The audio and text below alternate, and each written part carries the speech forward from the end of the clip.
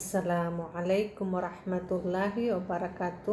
সম্মানিত দিনী বৈনহলরে আজকে সূরা আশ-শামসর অনুবাদ আর তোরা ব্যাখ্যা করবো ইনশাআল্লাহ। আল্লাহ সুবহানাহু ওয়া তাআলা এই সূরাটার মাঝে কিতা কইরা একটু বোঝার চেষ্টা করব। পরম করুণাময় অসীম দয়ালু আল্লাহর নামে শুরু করছি। শপথ সূর্যের এবং ওর কিরণের, শপথ চন্দ্রের যখন ওটা সূর্যের পর অভিভূত হয়, শপথ দিবসের যখন ওটা ওকে প্রকাশ করে, শপথ রাতের যখন ওটা ওকে আচ্ছাদিত করে, শপথ আকাশের এবং যিনি ওটা নির্মাণ করেছেন তার, শপথ পৃথিবীর এবং যিনি ওকে বিস্তৃত করেছেন তার, শপথ মানুষের এবং তার যিনি তাকে সুঠাম করেছেন, অতঃপর তাকে তার অসৎ কর্ম ও সৎকর্মের জ্ঞান দান করেছেন। সেই সফল কাম হবে যে নিজেকে পবিত্র করবে এবং সেই ব্যর্থ মনোরথ হবে যে নিজেকে কলুষাচ্ছন্ন করবে। সামুদ সম্প্রদায় বাধ্যতাবশত সত্যকে মিথ্যা বলে প্রত্যাখ্যান করলো। তখন আল্লাহর রাসূল তাদেরকে বলল, আল্লাহর উষ্টি ওকে পানি পান করানোর বিষয়ে সাবধান হও, কিন্তু তারা তাকে মিথ্যাবাদী বলল। অতঃপর ওই উষ্টিকে কেটে ফেলল। সুতরাং তাদের পাপের জন্য তাদের রব তাদেরকে সমূলে ধ্বংস করে দিলেন। অতঃপর তাদেরকে ভূমিৎসাৎ করে ফেললেন, আর তিনি ওর পরিণামকে ভয় করলেন না। আল্লাহ সুবহানাহু ওয়া তাআলা প্রথমে একটি শপথ মানে দৃঢ় গাঢ় করিয়া কি স্ট্রংভাবে কইরা যে সূর্যের শপথ, চন্দ্রের শপথ, রাতের শপথ, দিবসের শপথ, আকাশের শপথ, মানুষের শপথ, সব কিছুর শপথ করিয়া কি স্ট্রংভাবে এটা কইরা যে মানুষ কিলাহানাকে করে যে শপথ করিয়া কইরা যে যে মানুষের কি যে ই জ্ঞান দিছইন, মানুষের বালা কর্ম আর বাদ কর্ম এই জ্ঞান দিছইন, এটা বুঝতে পারবো নিজে নিজেও যে মানুষ কি কোনটা বালা কর্ম আর কোনটা বাদ কর্ম, এই জ্ঞান আল্লাহ সুবহানাহু ওয়া তাআলা নিজের উপরে দিছইন। আর করে যে কি সেই সফল কাম হবে যে নিজেকে পবিত্র হবে। যারা বালা কাম করবা তারাও নিজে কি এরা কি পবিত্র হইবা, আর যে কি ভাত খাম করবা এরা কলুষিত হইবা, এরা নিজের কি নিজে নিজে নিজের উপরে জুলুম করবা, নিজে নিজে নিজের ক্ষতি করবা। আল্লাহ সাবধান সতর্ক করিয়া দিছই। সামুদ সম্প্রদায় সত্যকে মিথ্যা বলে প্রত্যাখ্যান করলো। কি সামুদ জাতির মাঝে আল্লাহ সুবহানাহু ওয়া তাআলা সালিহ আলাইহিস সালামরে রাসূল হিসাবে পাঠাইছিলেন, যে তারার কি দিনের দাওয়াত দেওয়ার লাগে করার লাগে, কিন্তু তারা তান্ডে প্রত্যাখ্যান করছে, তারা মানছে না। আর মানছে না করে আল্লাহ সুবহানাহু ওয়া তাআলা তারা ধ্বংস করছেন কিলাখান ও কাহিনী এই সূরার মাঝে আল্লাহ সুবহানাহু ওয়া তাআলা নবী সাল্লাল্লাহু আলাইহি ওয়াসাল্লামরে কইরা। তখন একটা উষ্টি দিসলা, তারা মুজিজা চাইছিল, তখন আল্লাহ সুবহানাহু ওয়া তাআলা একটা উষ্টি দিসলা। কি উষ্টিটা যেমন আর কি মা বাপ ছাড়া এমনি আল্লাহ সুবহানাহু ওয়া তাআলা বড় একটা উষ্টি আর কি দিছেন। তারা যে একটা কুয়ার মাঝে পানি একদিন তারা খাইতো আর একদিন ও এরিয়ার সবে আর কি খাইতো। খুব বড় উষ্টি আছিল, তারা আর কি এই উষ্টিটারে পরে আর কি তারে খাটি লাইছে। কিন্তু তারা তাকে মিথ্যাবাদী বললাকে, নবীরে তারা রাসূলরে তারা আর কি মিথ্যাবাদী হইয়া তারা এই মুজিজা দেখার পর, সৃষ্টি দেখার পর, মুজিজা দেখার পরও তারা আর কি তারা মানছে না, না মানিয়া তারা এই উষ্টিরে আর কি হত্যা করলো, ফাও খাটি লাইছে, এই উষ্টিকে কেটে ফেললো। সুতরাং তাদের পাপের জন্য তাদের রব তাদের সমূলে ধ্বংস করে দিলেন। আল্লাহ তারার পাপর কারণে তারারে আর কি ধ্বংস করে দিলাইলা। তারার পরিণাম কিতা হইল আল্লাহ সুবহানাহু ওয়া তাআলা এই সূরার মাঝে আর কি হইয়া গেলাম। তো আল্লাহর রাসূল সাল্লাল্লাহু আলাইহি সাল্লাম কি বলেন, হে আমার কাম, তোমরা আল্লাহর উষ্টিকে কোনো ক্ষতি করা হতে বিরত থাকো না। হয়েছে নাকি তোমরা আল্লাহর উষ্টিরে আর কি করা থাকিয়া ও ক্ষতি করিও না। তোমরা যেখানে আল্লাহ করছো না তোমরা মানো, কিন্তু তারা মানছে না।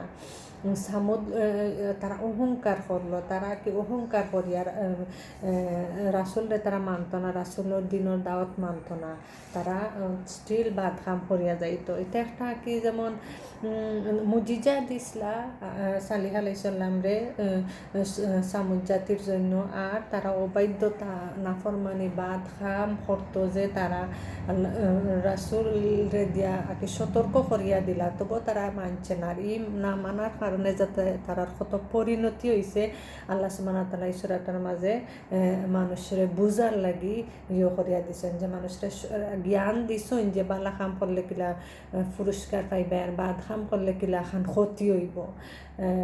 মানুষ গাফলাতের মাঝে থাকতো না, মানুষ সতর্ক হইবার লাগিয়া করতা। আল্লাহ সুবহানাহু ওয়া তাআলা কে নবী সাল্লাল্লাহু আলাইহি ওয়াসাল্লাম রে আকে বুঝাইয়া দিছে, নবী সাল্লাল্লাহু আলাইহি ওয়াসাল্লাম আকে সবসময় দোয়ার মাধ্যমে আল্লাহর কাছে আশ্রয় চাইতা। সূরা রুমের 30 নম্বর আয়াত আল্লাহ সুবহানাহু ওয়া তাআলা কন, তুমি একনিষ্ঠ হয়ে নিজেকে দিনের উপর প্রতিষ্ঠিত করো, আল্লাহর প্রাকৃতির অনুসরণ করে, যে প্রাকৃতি অনুযায়ী তিনি সৃষ্টি করেছেন, আল্লাহর সৃষ্টির কোনো পরিবর্তন নাই। আল্লাহ সুবহানাহু ওয়া তাআলা কইরা কি নবীরে তো এই সূরা দিছেন ও সামুদ জাতির ঘটনা কইয়া, সালিহ আলাইহিস সালামের ঘটনা কইয়া, আর কইরা যে তুমি প্রাকৃতির অনুষ্ঠান করতা না। নবীরে আঁকে আর উম্মতর লাগে একটা শিক্ষা যে প্রাকৃতির অনুসরণ আঁকে আল্লাহর আঁকি অনুসরণ করতা, আল্লাহ যারা নিয়ম কানুন দিছে ওটা। তখন বর্তমানে পরিস্থিতি আছে না যে কোরআন কিতাব ওলাহান আঁকি ফলো করা আছে না, নিজে মাইক কালচার অমুকে কিতা কইব হুমুকে কিতা কইব ওটা ফলো করেন মানুষ। এখন এটা ফলো না করিয়া কোরআনে কিতা কইল, হাদিসও কিতা কইলা, রাসূল সাল্লাল্লাহু আলাইহি ওয়াসাল্লাম কোরআনও আল্লাহ সুবহানাহু ওয়া তাআলা কিতা কইলাম ওটা ফলো করা। মানুষে কিতা কইব, মানুষে কি ওটা বালা করব না বালা করব ইটা তুকাইতা না, কি পরিবেশ তুকাইতা না। অনলি হটা কি যেমন আল্লাহর দিন, আল্লাহর কিতাবর ওগুন আগে করার লাগে। তো রাসূল সাল্লাল্লাহু আলাইহি ওয়াসাল্লাম রে কি সান্ত্বনা দেওয়া হইরা যে পরিবেশের প্রাকৃতিক তারা তো আসলে ওই সময় জাহিলির যুগেরই ইতা মানুষের ইতা আর কি করতো না, যে কোনো সাধারণ মানুষরে নানি যে কোনো পরিস্থিতি জাহিলি পরিস্থিতি মানুষে সাধারণ ফট্টারিও লাগান ফতে নেই গিনা নেই, যে কোনো তা হইয়া লোক দেখাইয়া বা যে কোনো পরিস্থিতি নেই গিয়ে তো ইলাহান না করিয়া সতর্ক থাকার লাগি সতর্ক করিয়া দিছেন আল্লাহ রসুলে, আর রসুলের মাধ্যমে আমরা উম্মত হলারে। তো রাসূল সাল্লাল্লাহু আলাইহি ওয়াসাল্লাম একটা দোয়া বেশি করে করতা আঁকি, যেমন হে আল্লাহ, আমার নফসকে আপনি ধর্মানুরাগী দান করুন, আপনি ওর অভিভাবক, ওর প্রভু এবং ওর সর্বোত্তম পবিত্রকারী। যে আল্লাহর কাছে দোয়া চাইতা কি নবী সাল্লাল্লাহু আলাইহি ওয়াসাল্লাম যে আল্লাহ আমার ধর্মানুরাগী বানাইয়া দো, আপনি এর অভিভাবক। তার লাগে বেশি আমরাও দোয়া করতাম, আল্লাহ আমরা বেশি ধর্মানুরাগী বানাইয়া দিতা, আল্লাহ ওই লোকে একমাত্র অভিভাবক আমরা। আরেকটা দোয়া নবী সাল্লাল্লাহু আলাইহি ওয়াসাল্লামে বেশি করতা, যায়েদ ইবনে আকরাম রাদিয়াল্লাহু হতে বর্ণিত রাসূল সাল্লাল্লাহু আলাইহি ওয়াসাল্লাম এই দোয়া পড়তেন, হে আল্লাহ, আপনি অক্ষমতা অলসতা হতে এবং বার্ধক্য বীরতা কৃপণতা ও কবরের আযাব হতে আপনার নিকট আশ্রয় প্রার্থনা করছি। হে আল্লাহ, আমার অন্তরের তাকওয়া দান করুন এবং ওকে পবিত্র করে দিন।